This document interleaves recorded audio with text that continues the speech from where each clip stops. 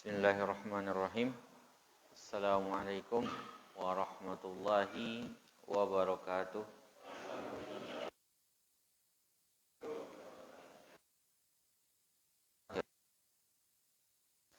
Alladzi an'amana bi ni'matil iman. Asyhadu an la ilaha illallah wahdahu la syarika lah wa asyhadu anna Muhammadan abduhu wa rasuluh. Wassalatu wassalamu ala Rasulillah wa ala alihi wa ashabihi wa man tabi'ahu bi ihsanin ila yaumiddin, amma ba'du. Rabbi shrah li sadri wa yassir li amri wahlul 'uqdatam min lisani yafqahu qawli. Bapak, Ibu-ibu, jamaah salat maghrib Masjid Al-Ikhlas yang dirahmati Allah Subhanahu wa ta'ala. Alhamdulillah, kita di maghrib ini kita diberikan kemudahan untuk melanjutkan majelis kita mengkaji. Sekarang pembahasan kita itu masalah terkait dengan pertama poin hal-hal yang difardukan di dalam salat. Sekarang kita masih di bagian ketiga tentang basmalahnya, ya. Basmalah. Salam kepada Rasulullah sallallahu alaihi wasallam, pada keluarganya, para sahabatnya dan para pengikutnya sampai akhir kelak. Yang keempat, ya. Keempat, kemarin membaca Al-Fatihah, salah satu fardu di dalam salat. Sekarang kita lihat bagian yang terkait dengan Al-Fatihah juga, ya Pak, ya. Membaca basmalah atau ya bismillah itu. Nah, jadi para ulama bersepakat, ittafaqal ulama'u, bahwasanya bismillah itu adalah salah satu ayat dari surat An-Naml. Bismillahi majriha, kalau enggak salah, ya. An-Naml itu. Ya, surat An-Naml. Bagian dari salah satu bismillah itu, salah satu ayat An-Naml. Cuman para ulama berbeda pendapat terkait dengan basmalah yang berada di pangkal setiap surat itu, Pak. Ya, Bismillahirrahmanirrahim. Alhamdulillahirrahmanirrahim. Apa misalnya surat Yasin, Pak, ya. Nah, paling gampang. Hafal insyaallah. Bismillahirrahmanirrahim. Ahad. Jadi yang ada di setiap surat itu, di pangkal surat itu, para ulama berbeda pendapat. Jadi yang disepakati oleh para ulama, ya Pak, Ibu sekalian yang dirahmati Allah Ta'ala, bahwasanya Al-Fatihah dari Bismillah itu bagian dari surat ayat An-Naml. Bagian dari ayat dalam surat An-Naml. Kalau di pangkal surat itu mereka berbeda. Itu bagian dari Al-Quran atau tidak. Ada 3 mazhab di sini, Pak. 3 pandangan terkait bismillah itu, termasuk Al-Fatihah di situ. Ya, kan dia salah satu surat di dalam Al-Quran. Pendapat pertama mengatakan Fatihah itu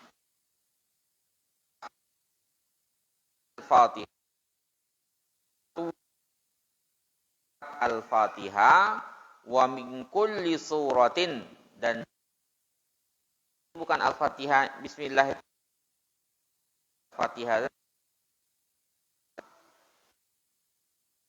surat pangkalnya Al-Fatihah. Bismillahirrahmanirrahim itu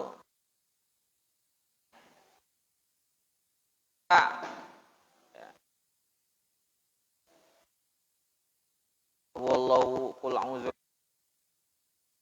terakhir. Jadi pendapat pertama itu, Pak, mengatakan bahwasanya Bismillah itu bagian dari seluruh surat. Maka artinya apa? Artinya membaca Al-Fatihah itu wajib bersama Al-Fatihah. Artinya ketika kita membaca Al-Fatihah, ya kalau berdasarkan pendapat yang pertama ini Pak ya.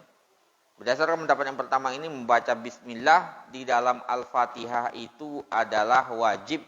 Baik fisirri wal jahar. Baik sholatnya itu adalah sir maupun jahar. Atau dengan cara sir atau dengan cara jalafan. Ini cara atau dengan al-jahar. Ya. Jadi mengatakan wajib dibaca Al-Fatihahnya. Wajib dibaca Al-Fatihahnya. Kalau wajib berarti kan harus berarti. Baik jahar. Bismillahirrahmanirrahim. Itu berdasarkan pendapat pertama. Wa dalilin, ya, dalil yang dari Nu'aym atau Mujmar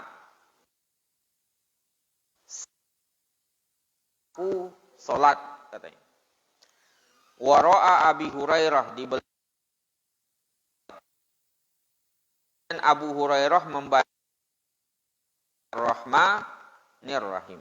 Jadi Abu Hurairah membaca Bismillah. Kemudian summa qara'a membaca Al-Fatihah.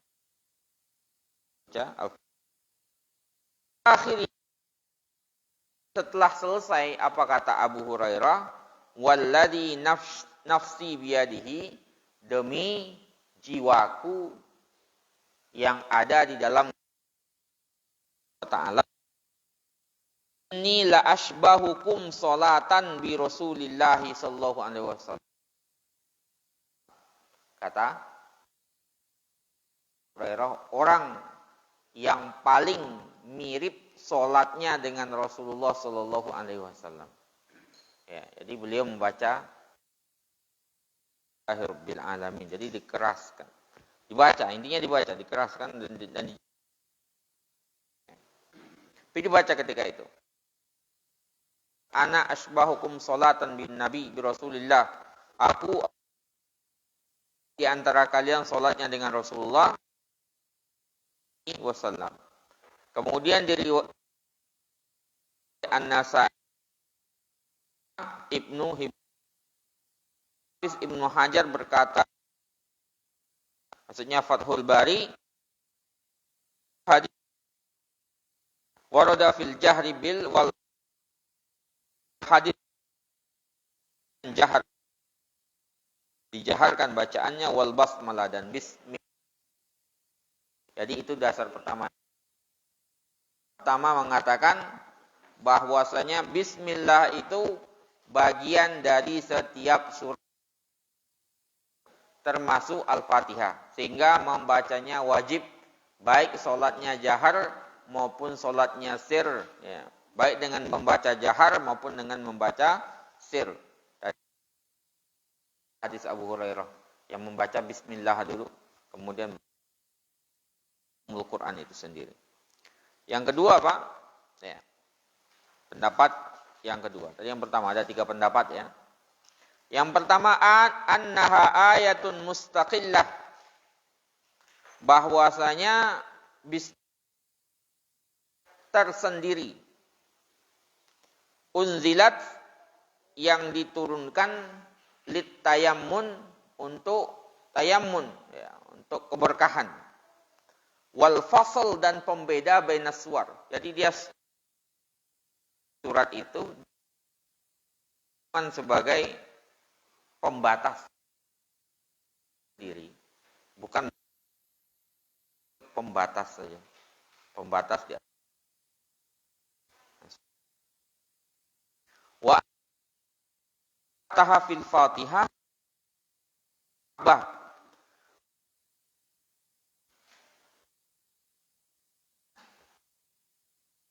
Fatihah itu bal mustahabbah, habbah kata beliau.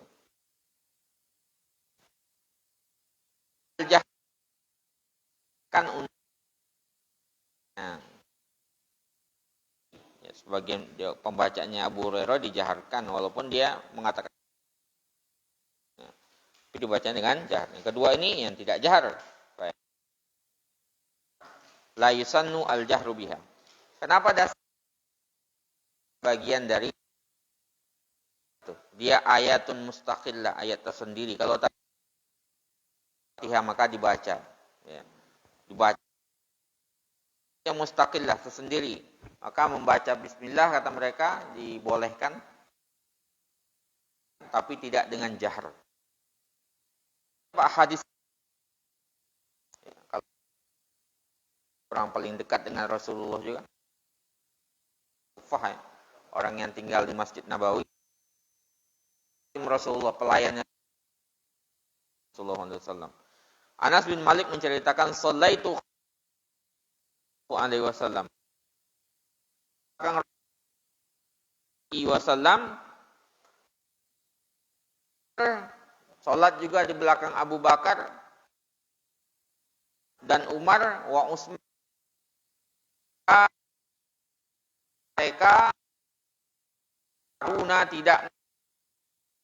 Mereka tidak dijaharkan. La yajharuna, tidak menjahar. Bismillahirrahmanirrahim.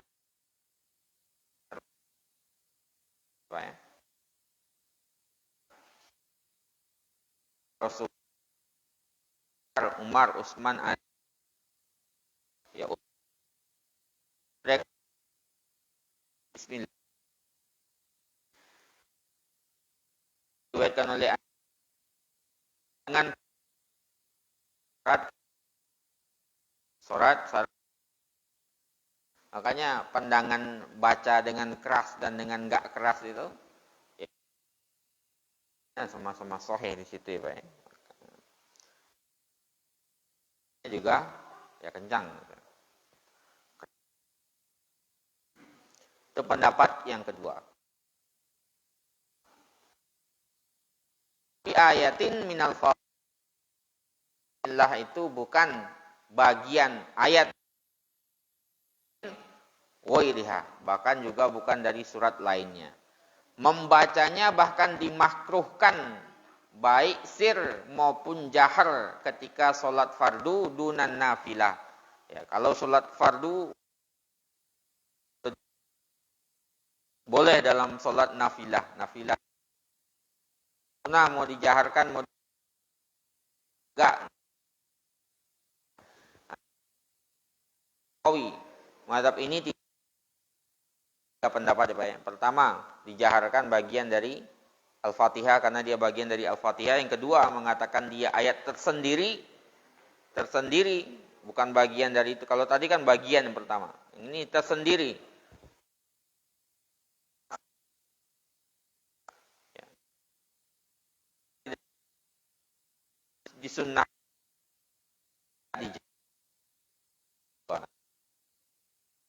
Yang pertama, tiga ya Pak ya. Dari Al-Fatihah bukan yang lainnya mak fardu salat baca kata pendapat ini lemah ya Pak ya. Menarik ya Pak. Saya di situ pendapat Ibnu Qayyim bas itu juga. Jadi beliau berusaha menggabungkan di antara karena hadisnya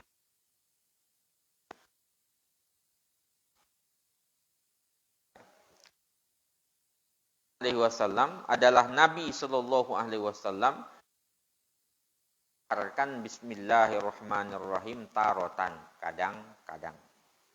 Ya. Wa yukhfiha biha dan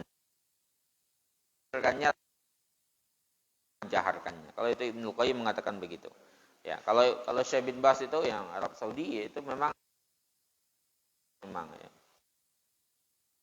Sunnah itu ya. Sekali-sekali disirkan.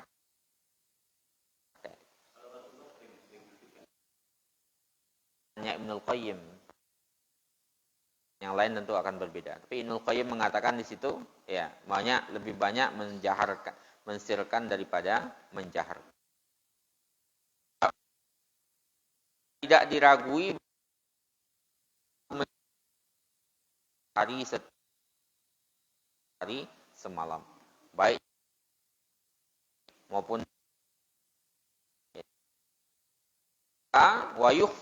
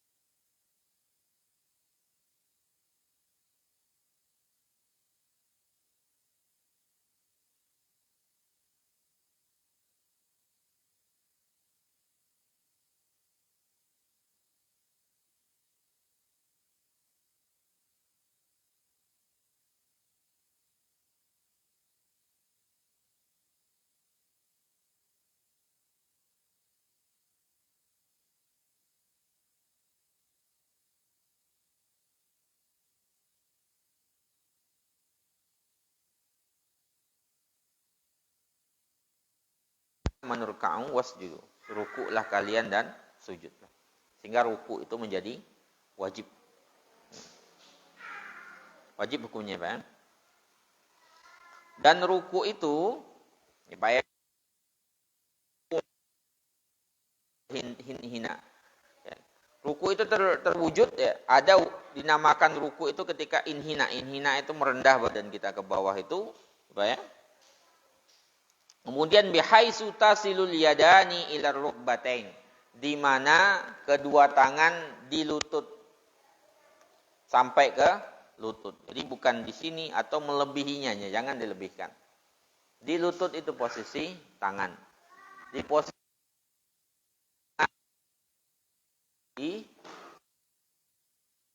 bukan apalagi di bawah lutut. Kadang-kadang ada yang terlalu ke bawah sampai ke betisnya itu, ke tulang ini. Tulang apa ini? Ini Pak ya, tulang. Nah, terlalu ke bawah. Tangan kita itu ada di lutut. Nah, rukbatain. Harus tumak bukannya. Tumak ninah, tenang ya Pak ya. Tumak. Jadi langsung naik lagi gitu Pak. Kalau cepat. Dasarnya pernah kita sampaikan juga hadis orang yang buruk di dalam sholatnya. Ya. Orang yang cepat-cepat sholatnya itu. Rasulullah mengatakan, sumarka, kemudian ruku'lah hatta tatma'inna raki'an. Sampai kamu ruku' tumakninah, ruku' dengan tenang. Benar-benar lurus punggung itu Pak ya. Artinya sudah luruslah semuanya itu. Jadi enggak asal cepat saja. Ada tumakninah itu di situ.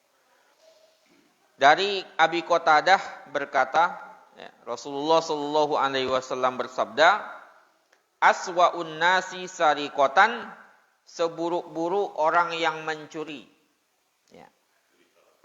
Ya, mencuri salat itu Pak Ji. Jadi seburuk-buruk orang yang mencuri, kata Rasulullah Shallallahu Alaihi Wasallam, alladzi yasriku min salatihi, yang mencuri di dalam salatnya.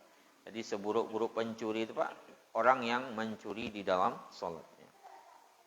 Qalu, para sahabat bertanya, ya Rasulullah, wahai Rasulullah, kaifa yasrik min salatihi, bagaimana dia mencuri salatnya? Kan seburuk-buruk orang ya Pak ya, yang mencuri di dalam salatnya. Para sahabat bertanya, ya gimana mencuri dalam salat ya Rasulullah sallallahu alaihi wasallam? Kata Rasulullah, la yutimmu ruku'aha, dia tidak wala sujudaha, atau sujudnya. Pak ya, udah naik lagi. Enggak, sujud belum selesai, naik lagi. Ya kita lihat anak kecil lah kira-kira Pak ya. Kadang-kadang kan enggak anak kecil aja yang kayak gitu.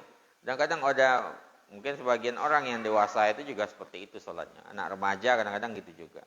Padahal udah balik. Itu kan termasuk seburuk-buruk manusia mencuri. Pencurian terburuk itu mencuri di dalam sholat. Ya. Atau dalam hadis lainnya dikatakan Pak, la yuqimu sulbahu fir ruku' was sujud, tidak meluruskan tulang punggungnya ketika ruku atau ketika sujud. Ya, enggak meluruskan, posisinya enggak tepat. Ya, sujud kan harusnya lurus gitu ya. Tangan di lutut. Jangan gara-gara pengen meluruskan punggung kemudian tangannya sampai ke bawah, itu enggak. Di lutut posisi tangan itu. Ya, ketika ruku juga harus lurus kita. Jadi enggak asal cepat. Itu diriwayatkan oleh Ahmad, Tabrani dan Ibnu Khuzaimah dan Al-Hakim. Kemudian berkata sahihul isnad, sahih pensanadannya. Kemudian dari hadis Abu Mas'ud Al-Badri Pak, dari Nabi sallallahu alaihi wasallam mengatakan, la tajzi salatun, tidak sah salat seseorang, la yuqimur rajul fiha sulbahu, yang punggungnya enggak ditegakkan dengan lurus di situ. Apa ya? Fir ruku', di dalam ruku', was sujud, sujud. Artinya meluruskan di situ benar-benar posisinya sudah tenang, sempurna gitu Pak ya. Ya, tenang dan sempurna. Ini sanadnya juga sahih.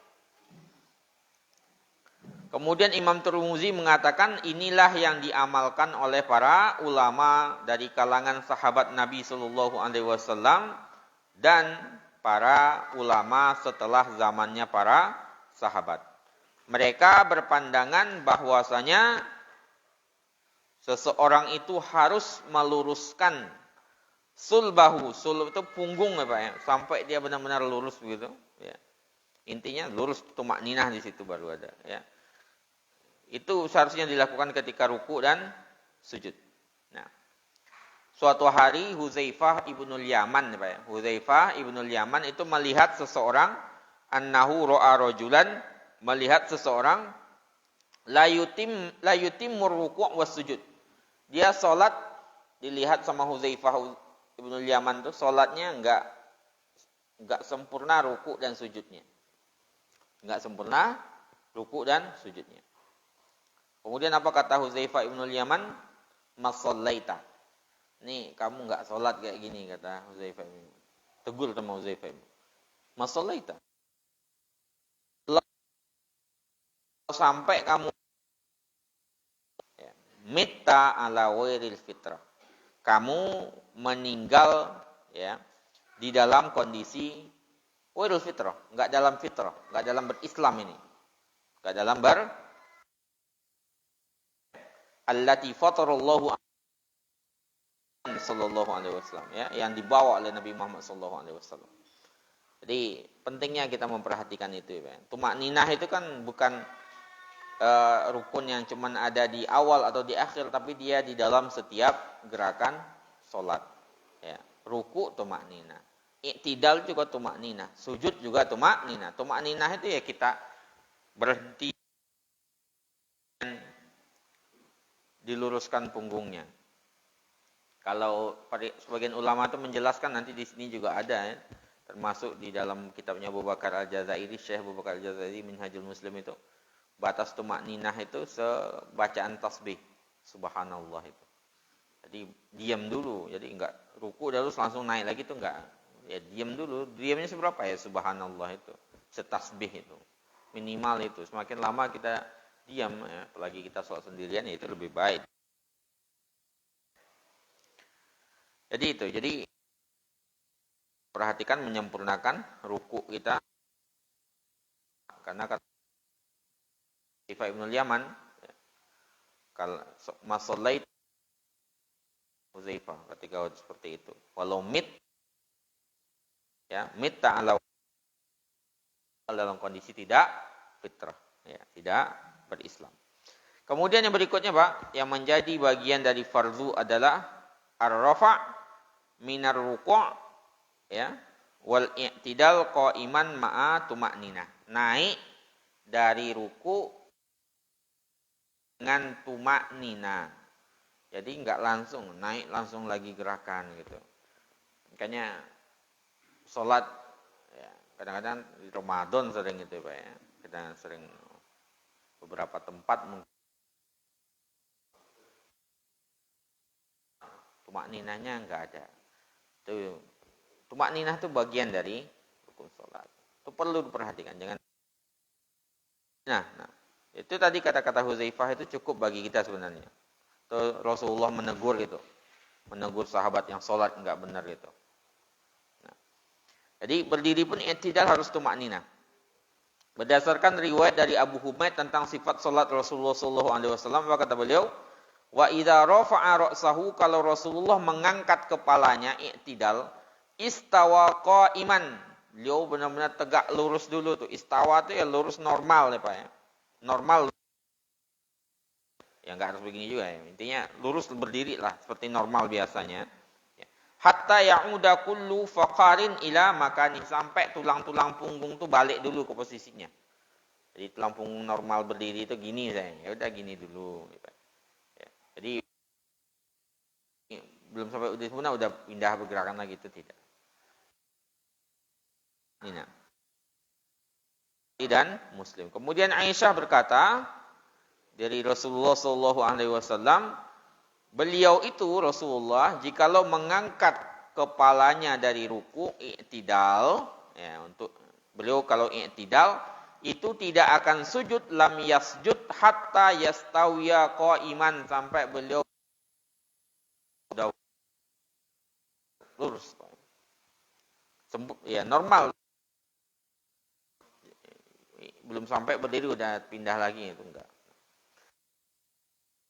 Kan oleh Muslim. Dalam hadis lainnya muttafaq alaihi dikatakan sumarfa, ya, kemudian naik ta'tadil qa'iman, sampai kamu iktidal dengan berdiri. Dari Abu Hurairah juga Rasulullah mengatakan la yanzurullahu, Allah tidak melihat ila salati rajulin, kepada salat seseorang, la yuqimu solbahu, yang tidak meluruskan punggungnya, menegakkan punggungnya, baina ruku'ihi wa sujudihi, di antara rukuknya dan sujudnya. Jadi Allah tidak melihat. Kalau ada orang yang salat Pak, baru ruku, belum sempurna berdirinya, ya udah langsung sujud, itu la yanzurullahu, Allah tidak melihat itu, tidak menyaksikan. Berarti sholatnya dianggap enggak betul berarti, karena enggak ada di situ, enggak meluruskan punggungnya, enggak normal dulu gitu. Nah, karena pengen cepat-cepat.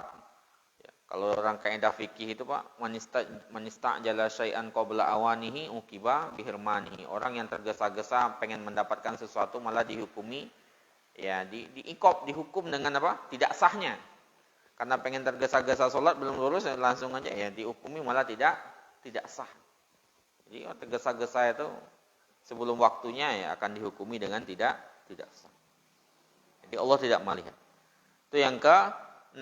Yang ke-7 ya, termasuk fardhu sholat adalah as-sujud.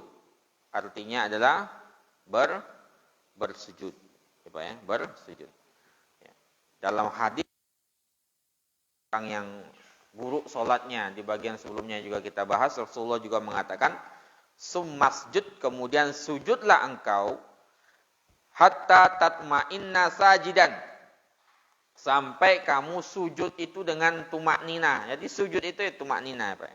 Tumaknina, tenang di situ. Summarfa, kemudian naiklah, duduk di antara dua sujud itu, hatta tatma'inna duduknya. Jadi tumaknina itu di semua gerakan. Di semua gerakan sholat. Hatta tatma'inna, summasjud, kemudian sujud lagi. Itu di antara sujud yang kedua. Hatta tatma'inna sajidan.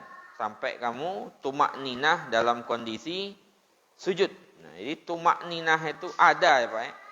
Wajib di dalam setiap gerakan sholat. Baik sholatnya fardu maupun sholatnya sunnah. Jadi fardu dan sunnah tumakninah itu ada. Ya. Sebagian mengatakan ya sholat apa? Sholat sunnah itu tidak membutuhkan tumakninah, karena tumakninah itu ada di sholat wajib. Tapi kan orang yang sholat buruk itu yang ditegur sama Rasulullah itu kan sholat sunnah itu, bukan sholat wajib. Sehingga tumakninah itu ada, harus ada di dalam semua sholat yang kita kerjakan. Baik sholatnya wajib maupun sholatnya sunnah. Ya, jangan dijadikan budaya Ramadan. Nah, itu kan malah menjadi buruk ini Pak. Bukan dibudayakan, salah itu perlu dibudayakan. Perlu dirubah. Karena sholat itu butuh tumak. Ya, enggak sia-sia. Nah, kita kan butuh pahala juga Ramadan. Kemudian haddut tumakninah ya Pak. Batas tumakninah. Tumakninah itu Pak, ya, al-muksu, apa pengertian tumakninah itu? Tumakninah itu diam sejenak. Al-muksu zamanan. Ya. Setelah posisinya udah benar, kaki tangan di sini, punggungnya udah ini, diam sejenak. Al-muksu ya zamanan, diam sejenak. Qadru adnahal ulama, ya, qaddaro adnahal ulama, para ulama menetapkan kadar paling minimnya bimikdari tasbihatin, satu kali tasbih itu. Subhanallah, itu udah lurus badannya, kita berdiam sejenak sekadar subhanallah itu. Itu minimalnya itu. Kalau maksimalnya lebih lama lagi lebih baik, tapi minimal dan Subhanallah. Itu. Apalagi kalau orang mau lurus langsung beriga. Kalau belum lurus itu lebih enggak lebih. Kemudian yang berikutnya, Pak, a'dha'us sujud. Apa saja yang harus sujud? Itu anggota badan itu, Pak. Untuk semuanya, ya. Wajah. Wajah. Ya. Wajah. Kemudian yang berikutnya adalah kafani, dua ini, ya. Kemudian al-rukbatani, dua lutut, ya. Kemudian al-qadamani, dua nih kaki. Ya, kaki, ujung kaki ini, Pak, ya. Itu semuanya harus bagian dari anggota. Itu wajib untuk anggota disujud.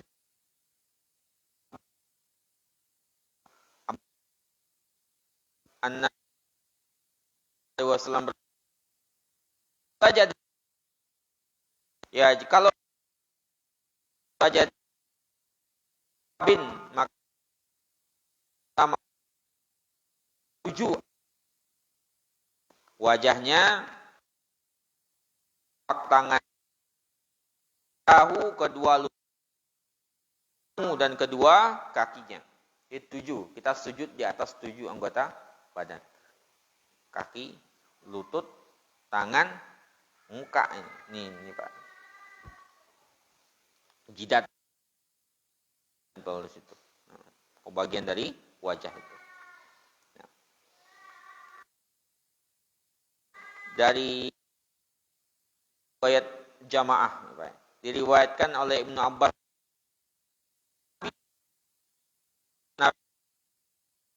untuk sujud ala sab'ati a'dha'in, ya, anggota tubuh, ya. Wala yakuffa sya'ran, ya. Ban, tidak yakuf,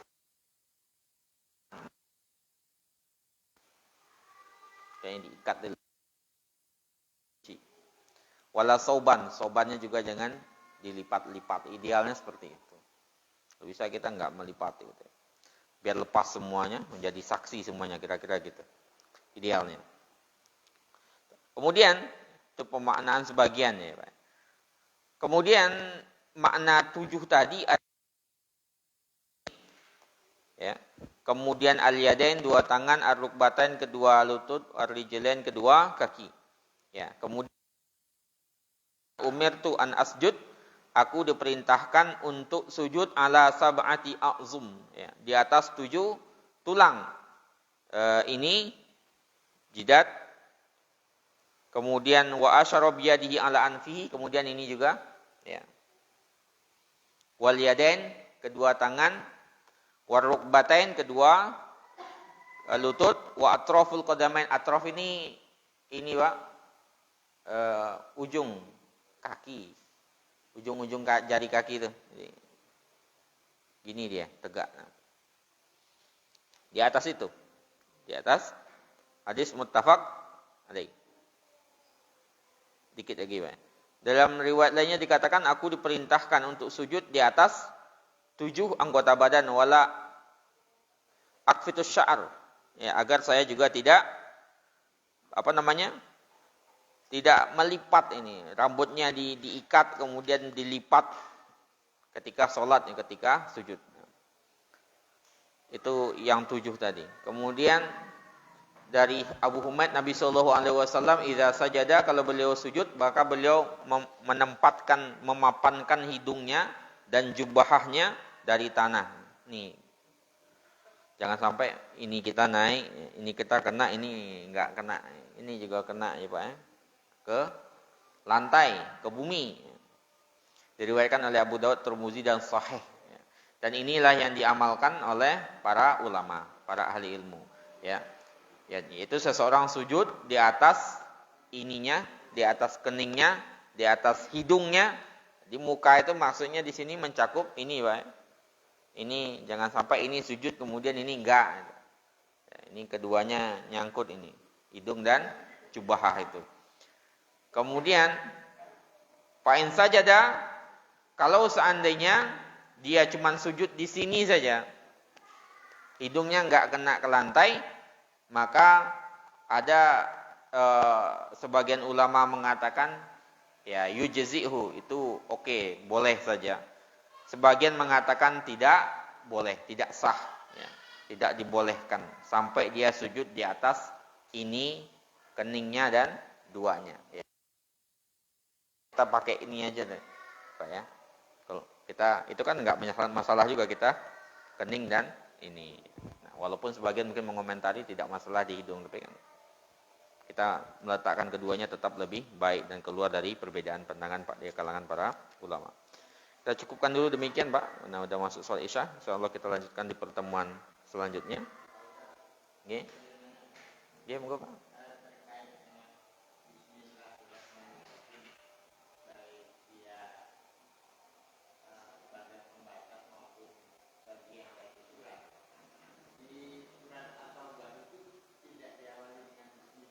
Oke. Ya. Ya, diawali dengan apa namanya? Dengan Bismillahirrahmanirrahim. Ada beberapa pandangan itu Pak. Salah satunya bahwasanya dia terkait dengan siapa di situ Pak ceritanya? Terkait dengan peperangan atau pertobatan di situ. Nah, atau Allahu a'lam ya, saya kurang memahami, lupa saya Pak. Nah, tapi memang di situ ada sebabnya, alasannya ketika tidak adanya surat Bismillahirrahmanirrahim di awal surat At-Taubah itu. Nah, itu juga yang menjadi dasar sebagian misalnya Syekh Rasyid Ridho ya. Syekh Rasyid Ridho itu muridnya Muhammad Abduh, Tafsir Al-Manar itu. Kalau kata beliau itu kalau seandainya semua orang mampu bersikap insaf, moderat, kata beliau, ya justru sebenarnya Bismillah itu bagian dari semua surat itu, ya bukan sekedar itu saja. Ya. Idealnya kata beliau begitu. Allahu a'lam. Jadi sebabnya salah satunya sepertinya karena terkait dengan apa itu? Isinya apa At-Taubah itu ya Pak? Itu At-Taubah atau Al-Fatah? Taubah ya? Terkait perang ya?